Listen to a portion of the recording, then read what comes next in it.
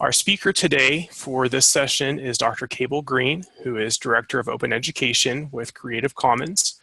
Cable works with the global open education community to leverage open licensing, open content, and open policies to significantly improve access to quality, affordable education and research resources so everyone in the world can attain all the education they desire.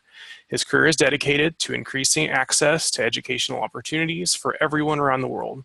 He's a leading advocate for open licensing policies that ensure publicly funded education materials are freely and openly available to the public that paid for them. Cable has 20 years of academic technology, online learning, and open education experience and helped establish the Open Course Library. Cable holds a PhD in educational technology from Ohio State University and enjoys motorcycling and playing in the mountains with his family. He lives in Olympia with his wife and 2 boys. So we're incredibly excited to have Dr. Green as our speaker today. And with that, I will hand it over to you, sir. Thank you, Kyle. Can you hear me okay? We can. Audio is great. All right, good. Hi, everybody. Thanks for joining us. For those of you who are on Zoom, if you'd please open the chat and just let us know who you are, what institution you're at, maybe what you do with open education, and what city you're in. So as Kyle said, I'm in Olympia, Washington. I'm a West Coaster, so I hope you forgive me for that. And we're going to go through some slides to make sure everybody's up to speed on Creative Commons licensing, open education. We'll talk about some of the trends along the way. And then I mean to leave a significant amount of time for question and answers. So get your questions ready. Feel free to type those into the chat as well as we're going through, and we'll come back to them. And we appreciate you all being here. It looks like we've got a good crowd. With that, let me go ahead and share my screen.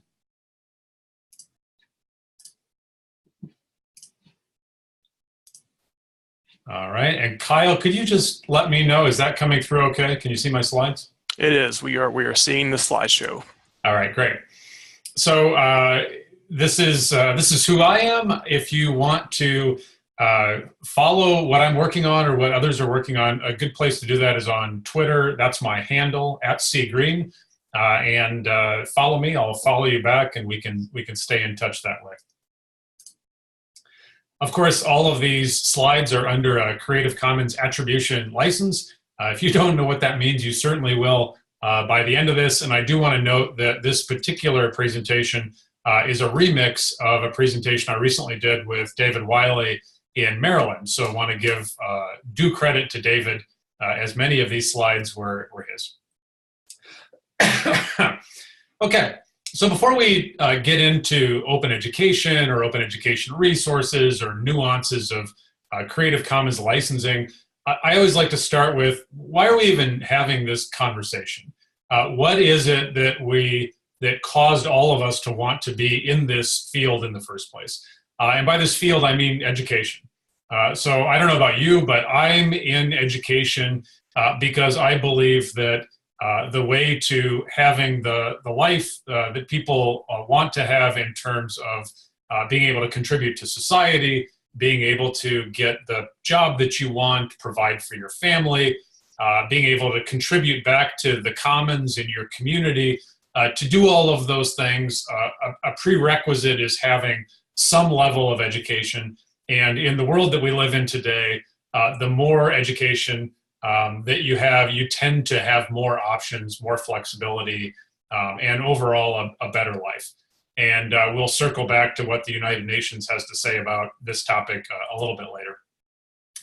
And of course, the reason we're here talking about open education is that today we have an unprecedented capacity to educate.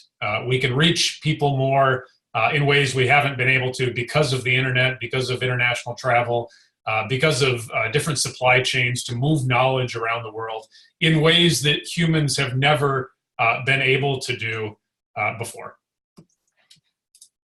Except that we can't. And the reason we can't easily is there's this thing called copyright. And copyright is automatic, at least in the United States. It's true in most other countries around the world as well. So the moment that we produce something, a document, a textbook, a piece of music, a slide deck, an image that you snap with your camera, all of these things are automatically copyrighted. And when something is copyrighted, it is all rights reserved copyright, meaning all of the rights are reserved to you, the author. And that's not a bad thing. It's a bit of a challenge, though, if our goal as educators is to share. And as we said at the beginning, education is fundamentally about sharing. So all of these things that the internet enables, free copying, moving knowledge around the world at the speed of light, giving easy access to scientific literature, to images, to educational resources. These are all relatively simple things to do when the works are digital and we've got access to the internet. Copyright stops those things from happening easily. And so David likes to say it's like teaching and learning with one hand tied behind our backs. We've got this amazing new toolkit, and yet most of what we encounter online and in educational resources that we use in our teaching and learning tends to be all rights reserved, copyrighted.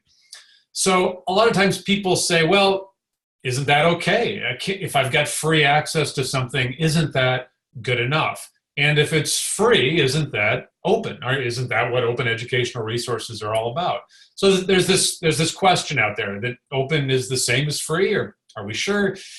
I'm here to tell you it's not. So open and free are very different things. If you think about it, it's kind of one end of the continuum to the other. Free means free. It means you've got free access to the thing. You probably don't have rights to change it, to make copies of it, to distribute it, to translate it into a different language. Those are all things that open gives you that free doesn't.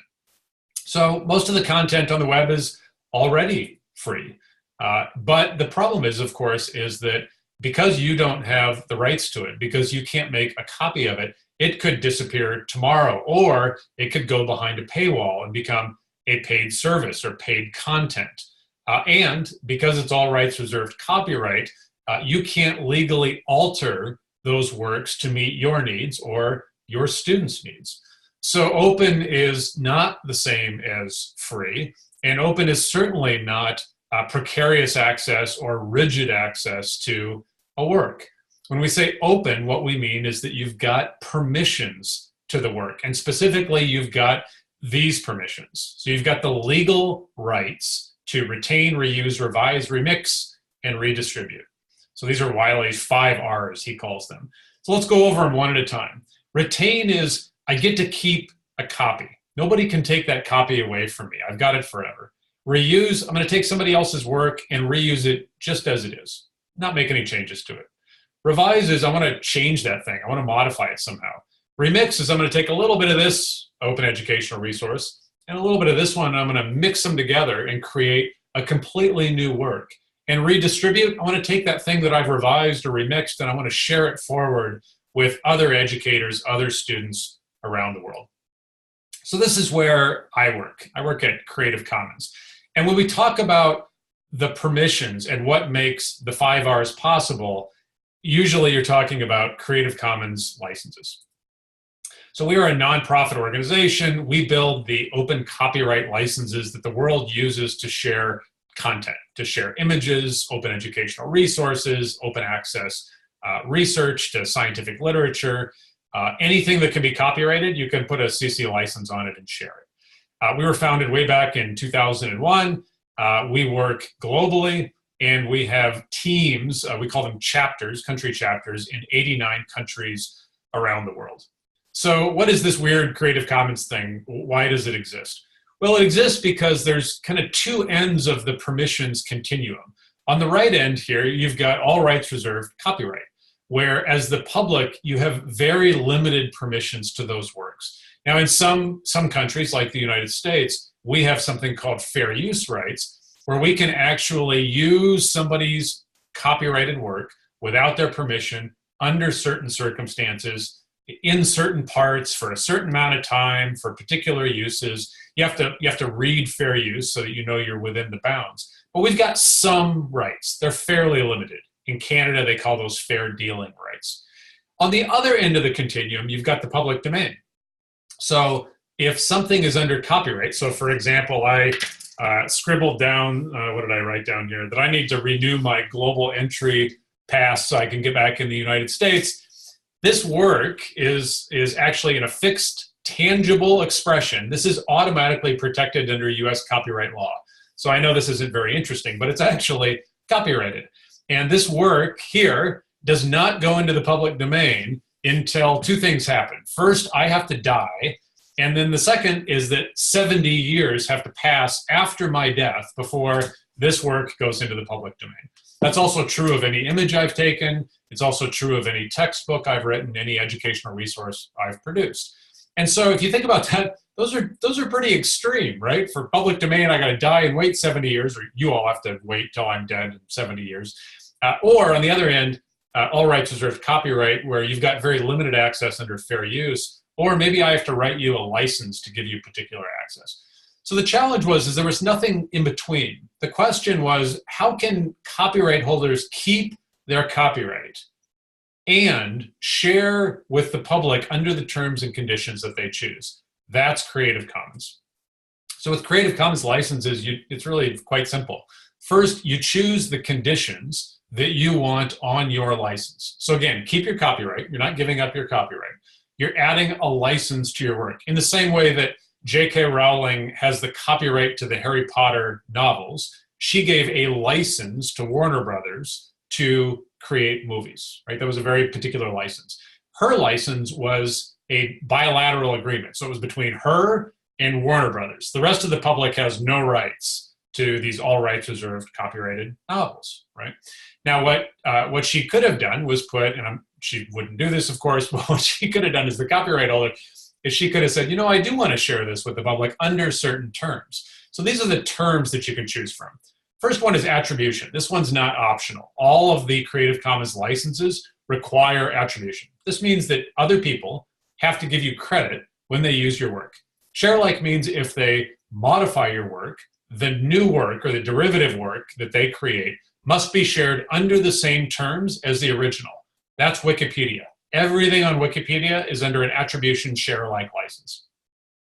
Non-commercial is what it sounds like. You can use my work for free, you can make copies of it, you can share it, but you may not make primary commercial use of my work.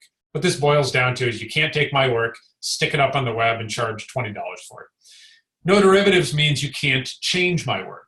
So here's my work, you can use it, distribute it, make copies, perform it, but you may not change it in any way. Now, the caveat to no derivatives is it does allow you to make changes for personal use, but you cannot share those modified works forward with the public. So when you mix and match these licenses, you get one, or different conditions, you get one of 6 Creative Commons licenses. And this is what they look like. You've probably seen these around the web. So when somebody says, oh, it's a CC BY license, what they mean is it's a Creative Commons attribution license. A BY SA license would be attribution share alike. When you think about education, we stack these licenses up in a very particular way. So we think about how much freedom are we giving to other educators around the world. That would be the top of this continuum. And at the bottom of the continuum would be the least freedom. Now, all of these are CC licenses except for the one at the top. This is called CC0. It's a public domain dedication. So remember, for my work to get into the public domain, first I have to die, and then 70 years have to go by. I could actually take this work and I could apply the CC0 public domain dedication and put this work into the public domain today if I wanted to. That's what CC0 does. It's very popular with things like data, scientific data, or people that just want to give up their copyright and dedicate work to the public domain. What I want you to focus on here, because we're all educators, is this green arrow. All of these are fair game for open educational resources. The reason is, back to that 5 R's definition, all of these licenses plus public domain let you do the 5 R's. So they let you revise, remix, retain, etc. The no derivatives licenses do not let you revise or remix a work, and therefore we say those are not compliant with the major OER definitions around the world. And so my advice to you, if you're looking for advice, would be to try to stay as close to the top of this continuum as you're comfortable with. That being said, use the license that you want to use. We have these licenses. We maintain the entire suite. You can use what you want to use. I should have also said all of these licenses are free. They will always be free. In fact, we have dedicated our licenses to the public domain using our CC0 public domain dedication. So we like to say that we put the open in OER because the world's OER uses Creative Commons licenses. This is a report from last year. Our new report actually comes out next week. This number gets bigger, I'm pleased to say. But there are a lot of CC license works on the web. These numbers are conservative. This is only what Google can see, and Google can only see the licensed works where people have applied what we call machine-readable licenses, which most people in the world don't do that. And so we actually don't know what this number really is. We'll be working on getting better data and better metrics, but it's at least 1.2 billion licensed works. CC licenses give permissions, and they don't just give 5Rs permissions, but these are perpetual, irrevocable permissions. So perpetual, you get to keep them forever, so nobody can ever take a CC license work away from you, and you get permanent use. And irrevocable means the original author cannot pull the CC license back. So if Cable Green today takes this work and puts a CC BY license on it, and then 2 years from now I say, you know, I don't think I want to share this anymore, that's too bad. Because you've already put this in your course and you're using this idea, or you're using this copyrighted work, you get to use it forever under the terms of the license that I released it under. Now I can certainly stop advertising the work, or I could change which license I have on the work, but you have irrevocable permanent use of that work. So that's important because you need to know as educators, when you take OER or anything else from around the world that has a CC license on it, you know that you can use it forever. And that's important. You don't want somebody to reach into your curriculum and pull something out. So when we're talking about educational resources, what we mean by that is everything that you use in your classroom. When we talk about open educational resources, we mean something very specific. And I think you probably got the gist of it already, right? We mean not only free access. Yes, you must have free access to it, no cost access, but you must also have legal permissions. So you've got to have these 5R permissions. And what these permissions actually give you are not just free access, but they also enable new forms of pedagogy. So sometimes we call this open pedagogy or open education practices. And what we mean by that is, as teachers, as professors, we can actually engage with our students in new, interesting ways when the content that we're dealing with is CC licensed. So for example, I used to be a professor at Ohio State in education psychology. And when I was teaching my classes, I had my students buying expensive, all rights reserved, copyrighted textbooks. And so I, as a professor, and the students had no legal rights to modify the book in any way. First of all, we didn't have a digital file. We only had paper. And secondly, it's all rights reserved copyright. And so our interaction with that content is fairly limited, right? We can read it, we can talk about it. That's kind of about it. Can't modify it. When you're dealing with OER, say I had an open textbook, say I had a digital copy that I could share of that openly licensed textbook. Now I could actually give my students assignments like, this group is going to modify chapter 2 as their capstone project for the course. And here are 13 different peer-reviewed published research articles about chapter 2 that are new and innovative and have some new challenging ideas in them. And I want you to read and synthesize these articles, properly cite them, and then update our chapter 2. And if you've got new ideas on how it can be improved, please put those in as well, and we will give you proper attribution in the updated revised book. It's a very different way of engaging with students that you can really only do when the content's openly licensed.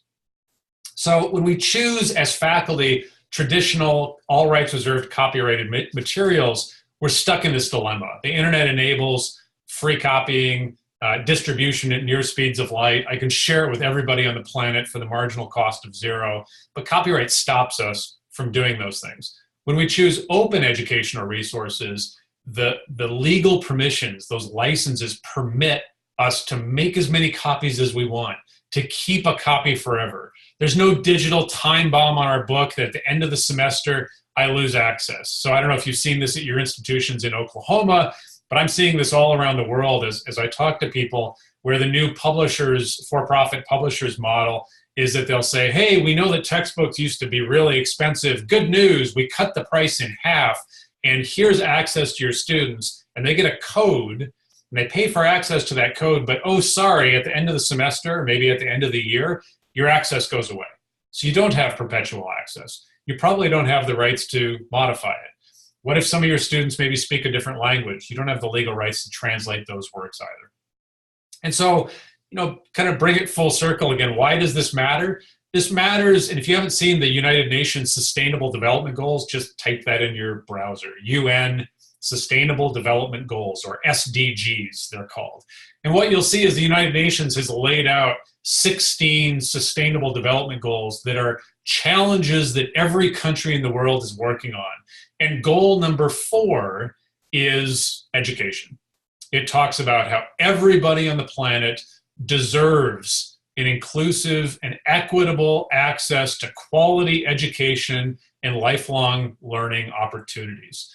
And so to the extent that the content that we're dealing with education is part of what we need, open educational resources is absolutely critical. Now the good news, and we don't have time today to go through the research in detail, but I'm happy to point you to resources if you'd like to read more, is that when we shift our courses, or if we shift our degree programs to open education, a lot of really good things happen. The first thing is that access and equity goes up. So it doesn't matter if you are rich or poor, everybody's got access to all of the quality resources on day one. So that's a good thing. Costs go down for everybody. So if you were a student that had to buy your textbooks or buy your curricular materials, which in the United States, pretty much everybody does in higher education, your costs drop through the floor. So that's good. We know that college is expensive. We know that students have trouble paying for college. We know that debt just topped $1.4 trillion. We got all sorts of issues with costs. If we can help alleviate that, that's good. We know that it's a good thing when the faculty can take content and keep it current, modify it for local uses, and ensure that quality is maintained and errors are fixed and inaccuracies are resolved. And so you may take in Oklahoma, MIT, part of MIT's curriculum, because it's all CC licensed, and you might look at it and say, yeah, it's really quality content. I mean, it came from MIT, it's good stuff, but it doesn't quite fit the students in my community college here in Oklahoma. It's at too high a level. I need to modify this content to meet our needs. Maybe I want to use, a Sooners example instead of some Northeast example for this particular physics problem, right? You can modify the content. Learning outcomes go up. So it doesn't matter really what you're measuring. You could be looking at standardized test scores. You could be looking at whether or not students are meeting the skills and competencies you've set out for them. Any measures that have been looked at today, people do better in classes when the content moves to open. 2 big reasons for this. One is that everybody's got access. Nobody's going without. So they've got the materials that you've designed for them to be successful in the class. And the second reason is faculty tend to be really excited and motivated when they've got total control of the content and can deliver to the students exactly what they want the students to have. Time to degree goes down. Why? Because students can afford to take one more class because you drop the textbook cost to near zero. So they're taking more credits. They're also completing courses. This is the course dropout rate. Course dropout rates fall. Reason for this is if I walk into a class and there's a $200 textbook, I'm going to say, I don't know. I don't think I can be successful in this. So during the 8-week dropout period, I'm actually going to drop, and maybe I'll take this class when I can afford the textbook. When we're using OER and everybody's got access, people complete courses and they persist in the courses. Students become producers of knowledge. Not a bad thing, right? Part of what we're trying to do is introduce students to the academy, helping them not only be receptacles of knowledge and information, but also be producers and updaters of knowledge. And of course, you go back to SDG 4, everybody has a right to an education. When we're educators, knowledge is supposed to be shared globally. It's supposed to be shared freely. Now at this point, let me pause for a minute. Kyle, would you take over and just say slide and I'll advance them for you? Yeah. Absolutely. Unmute here. So for those of you who don't know me, my name is Kyle Foster, and I am coordinator for academic affairs initiatives here at the Oklahoma State Regents for Higher Education. The state regents are the constitutional coordinating board for public institutions of higher education in Oklahoma. So we have 25 institutions that we coordinate their programs and functions and things along those lines, and just really try to make sure that the work that's being done throughout the state system of higher education is done in a coherent, cohesive manner. So part of my job duties are to act as liaison to the Council for Online Learning Excellence and also provide support to the State Regents Online Task Force. So one of the things that the State Regents Task Force have really been interested in is open education resources. So you can see on the slide that has a little bit of information about the State Regents Task Force. So there was formed in March of 2017, the Task Force for the Future of Higher Education. Oklahoma has not undergone significant system-wide changes to our higher education system since about the 1980s. So Chancellor Johnson wanted to take a look, especially in our current budget environment and the things that are going on with education funding in Oklahoma, at what we can do to basically improve quality, access, affordability, and efficiency to higher education in Oklahoma, specifically with our state system institution. So this task force was made up of state regents, obviously the folks that are making the big decisions whenever it comes to public higher education, but also citizens in Oklahoma. So those are community and business leaders, tribal leaders.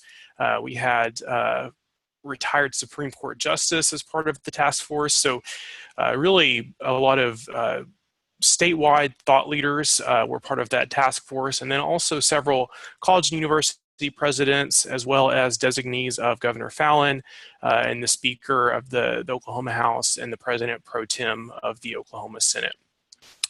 So they were tasked with looking at a few different areas for improving higher education in Oklahoma. And the one that really relates to what we're talking about here today is academic programs and innovations.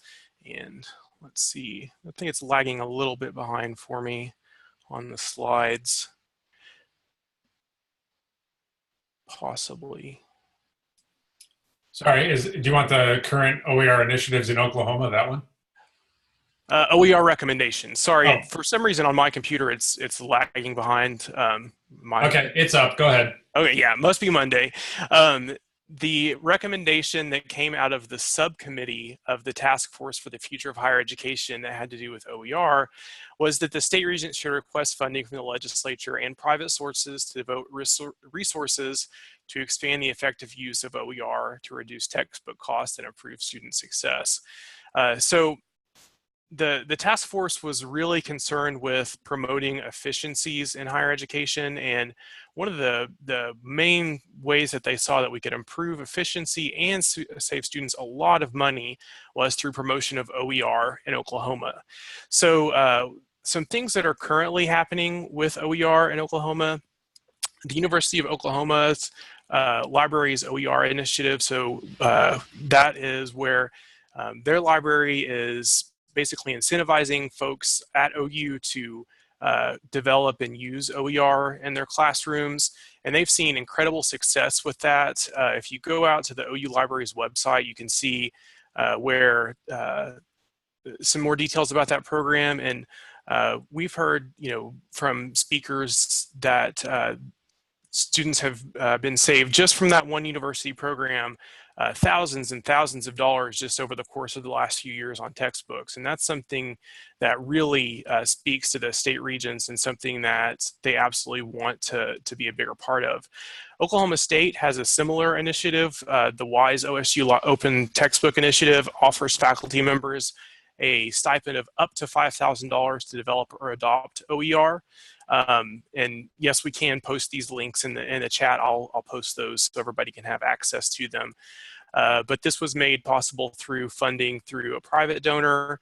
And, that's one of the key things. If you can get private money to help develop OER, that's always incredibly helpful to get faculty member stipends to develop those, because that is in addition to things that they will usually have going on already. And then Share OK, for those of you that are not familiar with that, is a digital repository for the intellectual output of OU, OSU, and UCO. So you can go on to Share OK and see things that faculty members and students have done, theses, dissertations, all sorts of helpful information like that from those three large universities. And I believe that they're looking to expand participation in Share OK to other institutions. And then the big thing that's happening right now, kind of at the statewide level with OER, is the task force, the online task force, which has been in existence since 2012. This is not the big task force that has concluded its business. This is a subgroup of the state regents that's specifically dealing with online quality issues.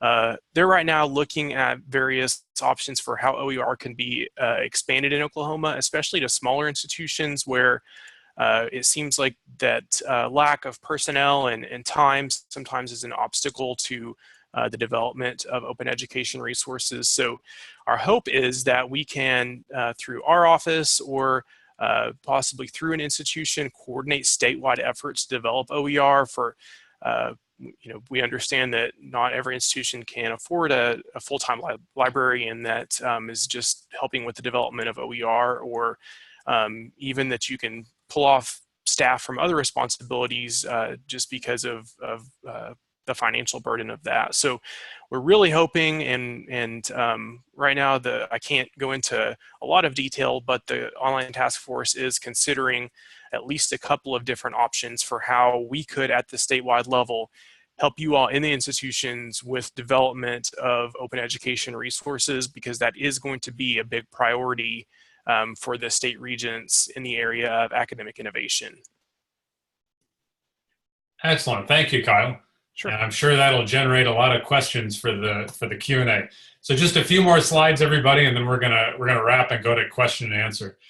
One theme that we don't have enough time to go into in detail today, but this is another area that Creative Commons works in, and I talk with people like Kyle about often, and that is that publicly funded resources should be openly licensed. So the rationale here is that if the public pays for something through usually taxes, is usually how we pay for things, that if the public pays for something, the public should have access to what the public paid for. There's a certain logic to that, right? If you walk into a restaurant, you order a pizza and you pay for the pizza, you'd be really upset if the pizza didn't show up at your table. Or you'd be really upset if somebody came and said, here's your pizza, and now you have to pay 3 times to get access to your pizza. And that sounds crazy, and we think, well, of course you get access when you buy something. But in fact, oftentimes we don't. And so we want to be very clear with funders that if the US government takes public taxpayer money and they give out a grant, they should give that grant to the University of Oklahoma. And it's a $5 million grant to build a new nursing program, and that's great. But the University of Oklahoma should, and they can even keep the copyright, but University of Oklahoma should be required to put a Creative Commons attribution license on whatever they build, because Ohio State might want a copy, and the University of Washington might want a copy. And they're also taxpayers. They help fund that nursing program, and there's no reason why we shouldn't provide that kind of access. So this very simple idea is something that we're helping to implement at national governments all over the world, including in the United States, and also at system levels and at institution levels. So I haven't asked this specifically to Kyle yet. This would be one of my questions for him, but I would hope that as they give out money from the Regents office, that there's a CC BY license requirement on all of that, so that whatever grants go out, there's a requirement to share openly under a Creative Commons license whatever's produced. And that way, from a funder perspective, you can fund things once, but then everybody gets to use it. It's extremely efficient. It's also just the right thing to do in education. We should be sharing our educational resources. I also want to give a shout out, and I know that Ethan Senek is here in the room as well, so he can answer questions during the Q&A. As I mentioned, I work at Creative Commons headquarters. We are global, but we also have what we call country teams or country chapters. And there is one in the United States as well. It's headquartered out of Washington, D.C. You can see their website here on the screen. There's an email, there's their Twitter handle. They're also on Facebook. They'd love to have you, follow them and go to their website. They've got a great blog that they post on. And one of the things that's happening right now in the CC network, and you'll see this if you go to network.creativecommons.org, is we've opened our doors as a network and said anybody in the world that wants to be part of a global movement that is about sharing. And you might be an educator interested in open education. You might be a scientist that wants to share. You might be a documentary filmmaker. You might be an artist. You might be a photographer. You might be a musician. You might be the head of a library. You might work at the Metropolitan Museum of Art, and you want to share the images online using CC0, which they just did, by the way. You could be any of these types of people, but if you want to join the movement, it's free. You're welcome. We'd love to have you. And what happens is you can join as an individual, and then when you join, it says, what country are you in? And then folks like Ethan are going to contact you and say, hey, I see you joined the Creative Commons Global Movement. We also have the CC Country Chapter. We'd love to have you be part of our conversations as well. So for more information, go to network.creativecommons.org, or you can go to the CC US website for that as well. Second invitation I want to give you is to join the Creative Commons Open Education platform. So in this new global network, we've got these things called platforms, and these are kind of topic platforms. There's one on open education. There's one on copyright reform. There's one for galleries, libraries, archives, and museums. There's going to be one called community development. It's spaces, online spaces, face-to-face spaces where people are working together on these issues. Since we're talking about OER today and open education, I help to facilitate the Open Ed platform. The URLs at the bottom here, Kyle's got the slides. He'll share them out with you. But if you just go to a search engine and type in Creative Commons Open Education Platform, it'll be the first link, and you can sign up and join us. This is a group of people from over 60 countries around the world. I think we're up to about 730 members now. And what we're doing is talking about and then working on activities which are not just for one country, but are for all countries. Final bit of information, there's my Twitter handle again. If you want to follow the work I'm on, again, I'll follow you back and we can direct message, stay in touch that way. I want to thank Kyle for inviting me. It was an honor to present, and we'll stop here and go to questions. Back to you, Kyle. Okay, great.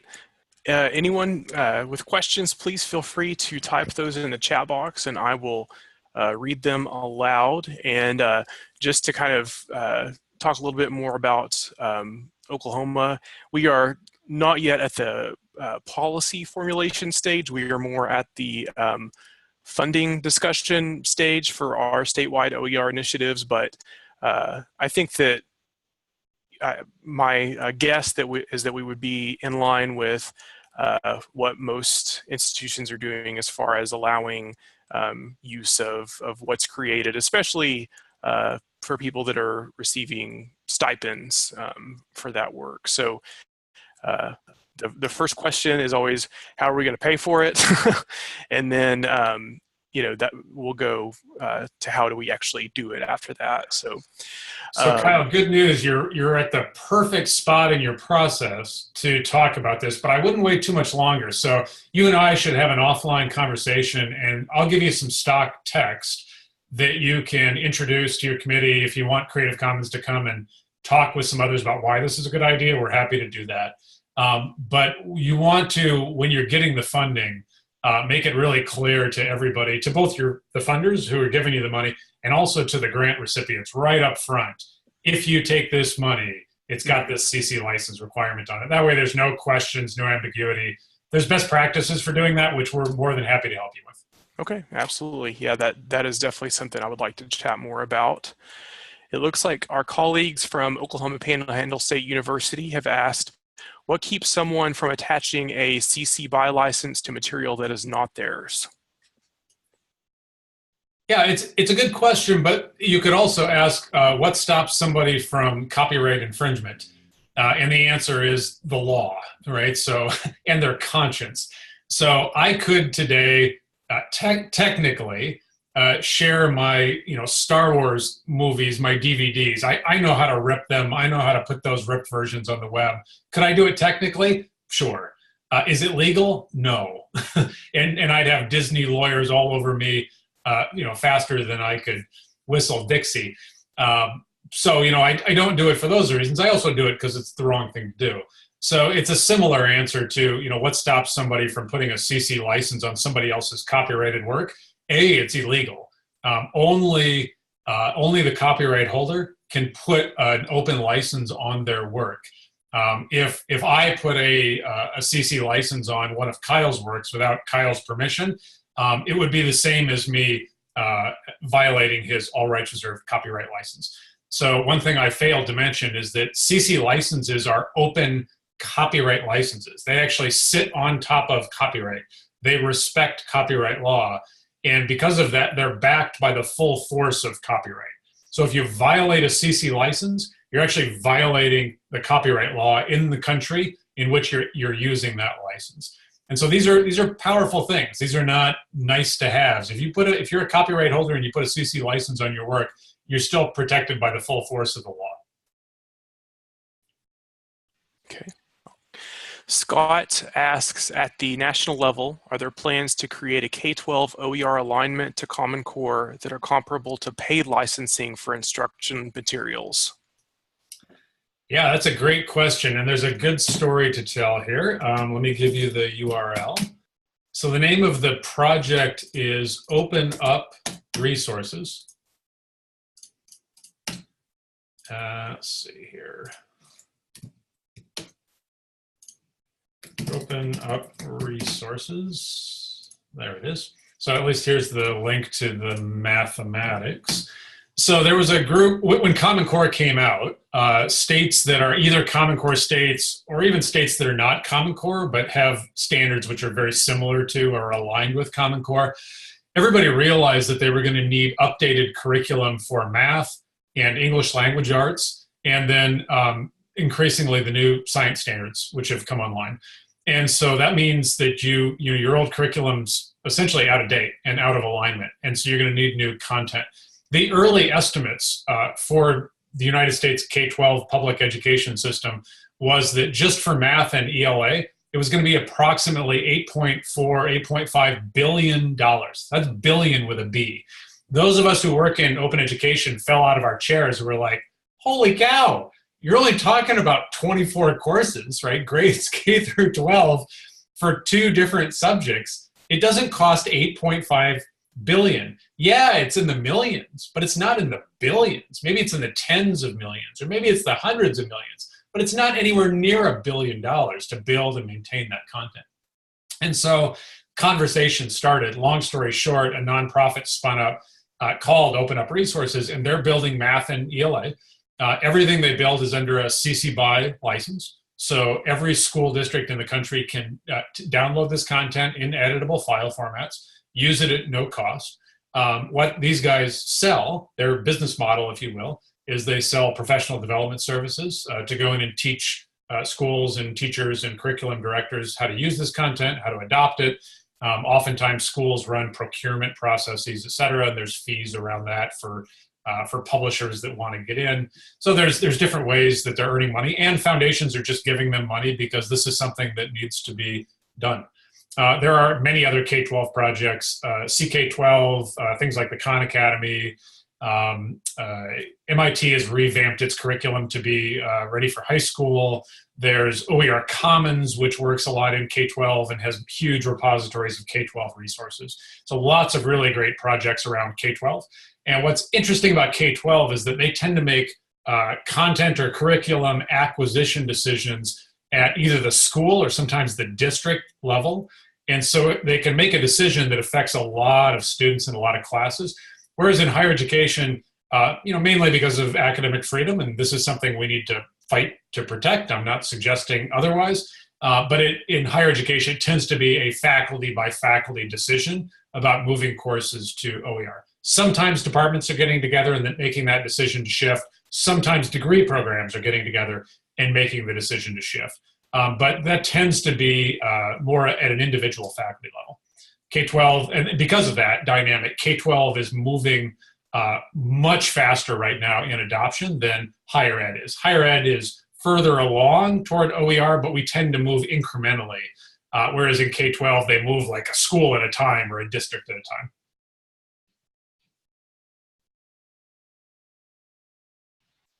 Okay.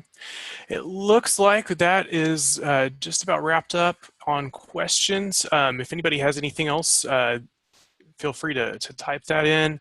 Let's see. Looks like OPSU has another question about permissions with the CC BY. Let's see.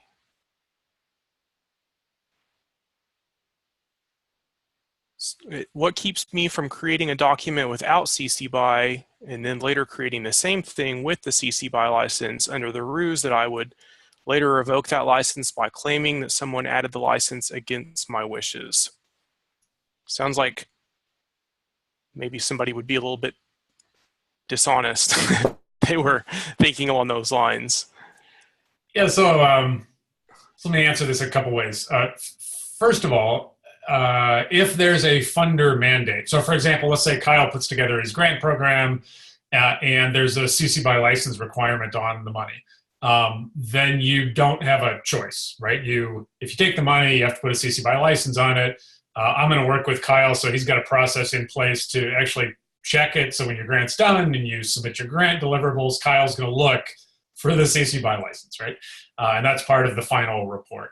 And so in that case, you wouldn't have a choice. And that's why it's important for funders to require it so that it actually gets done. Let's take the case, though, where you're just the copyright holder. You own the copyright. There's no requirement on you to share. And the question is, do you share or not? Well, that's a personal decision for you to make. I would appeal to you as an educator to say education's about sharing. And if you think you've got something good that works for your students, I would encourage you to share it with other educators around the world by putting a CC license on it. But to share or not to share is a personal choice, and nobody can compel you to share if you don't want to. And my advice to you is, if you don't want to share, don't share. Unless there's a funder mandate that requires you to, then you have to. So if you want to share, then look at the CC licenses, choose the one that fits your level of comfort the best, and apply that license. And that works well for you. If you don't want to share, don't put a license on it. But your scenario of trying to, I actually don't know exactly what you're trying to get at here, but it just kind of doesn't happen. Like, if people don't want to share, they don't put a CC license on it. If they do want to share, then they work hard to not only put a license on it, but do so in a way that's going to make it easy for others to give you attribution. Because if I share this thing, which I know nobody wants, but if I share this thing, I want credit, right? So what I'm going to do is I'm going to list the title, the author, the source, and the license. So that's a good way to provide attribution. I'm going to say the title of this is, renew my global entry. The author is Cable Green. The source, maybe it has a URL. I've put it on the web. And the license, it's under a Creative Commons Attribution 4.0 license. And with that information, I know that if Kyle wants to use this work, I've given him all the information he needs to not only find the work, but to give me credit, to give me attribution. And so that's what happens. What is irrevocable by the honesty policy? So yeah, let's say that I wanted to take this thing back. What I can do is I can take it offline. So now you can't see it anymore. I could leave it online and say all rights reserved copyright and take away the CC BY license. As the copyright holder, I can do all those things. But the fact remains that if Kyle, a year ago, when it was online under a CC BY license, if he wants to continue to use it forever under a CC BY license, Kyle can do so. That's perfectly legal because the license gives him that right. I hope I answered your question. I would also add, Oklahoma doesn't have any policy at the state level about who owns the rights to what you create on your campus. There's no state regents policy along those. There may be institutional policies. Some institutions may say if you create a course shell for a course, it belongs to the institution, and we've seen examples of that nationally, and people hashing that out about who owns the rights to what faculty members are creating. But I think at the state level, the expectation would probably be if there's a program developed where we're giving grants for people to develop OER, that from the system-wide perspective, especially, it would make sense for us to say that it needs to be shared out, because if it's only being used at one institution, it doesn't really benefit the Oklahoma state system of higher education as a whole. So, all right. Cable, is there anything else that you would like to add to wrap up? Let me just share a link, and people can look at this offline later, just to show you what somebody else has done. So here's a link to what the California Community College Chancellor's Office did. So they reached out to us. This was back in 2013. This was a while ago. And they said, gosh, we give out hundreds of millions of dollars every year in discretionary grants to California community colleges. And we give out a grant to Community College X, and they hold the copyright, and we ask them to share. And sometimes they share, and sometimes they don't share.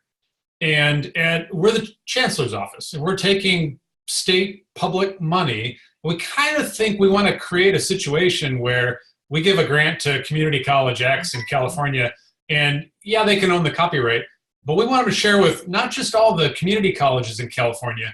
We want them to share with the UC system and with the Cal State system as well. And, since sharing doesn't cost anything, why not share it with the community colleges in Oklahoma as well? And maybe the Oklahoma universities want it. And for that matter, if the University of Barcelona in Spain wants it, let them have it, because we're not spending this money to build this new nursing program at the community college at, I don't know, in Los Angeles. We're not doing it for Oklahoma. We're not doing it for Louisiana. We're doing it for California community colleges. But because Oklahoma can take a free copy, and it doesn't cost us anything to make a copy, it doesn't cost us anything to share. And if Oklahoma, and we're also not competing with Oklahoma. And so if Oklahoma can take this and use it, God bless them. They're educators, we're educators, we're all in the same business. We're all trying to get to the same goal, which is to help people have a better life through education. Why not? Right? And so that was the attitude of the chancellor's office. The faculty unions showed up and they said, should we be worried about this? And they said, the floor is yours. What questions do you have? And the faculty unions and the faculty leadership said, the only concern we have is whether or not things will be mandated. If there's an openly licensed work that's produced with system money, are we going to be required to teach with that content? And the chancellor's office said, absolutely not. Academic freedom reigns supreme. It always will. Nobody's going to be forced to use content that they don't want to use. The faculty said that we have no problem. We think this is a great idea. As faculty, it's been frustrating for us when we see system money go to a college that's not ours and they build great content. We can't get our hands on it. That's been a frustrating thing. So we think this is a good policy. Everybody came out in favor. They passed it. And so, open licensing policies like this, it just kind of makes sense, right? The public should have access to what the public paid for. From the Oklahoma, Regents office, you heard Kyle say they care about efficiency. There's nothing more efficient than paying for something once and using it everywhere at no additional cost. So, Kyle, I'm happy to work with you on this. Okay, great. Well, once again, thank you, Cable, for taking the time out. We are so happy to have had an internationally renowned expert talk to us about this subject, which is becoming bigger and bigger in Oklahoma. And if for anyone that has follow-up questions, I know that Cable had his information up, so I'm sure he'd be happy to hear from you via tweet or email or however you would like to communicate with him. So thank you again for presenting to us today, and I hope to see everybody back later on this week as we finish out the summit. We have one presentation each day through Friday. Our summit website is onlineexcellence.onenet.net if you'd like to see what else we have going on this week, or if you'd like to see presentations that we had last week. Those are all recorded as well. So thank you, Cable. Thank you, everyone, and I hope to see everyone soon. Great. Thanks, everybody. Good questions. Thanks, Kyle. Thank you. Bye.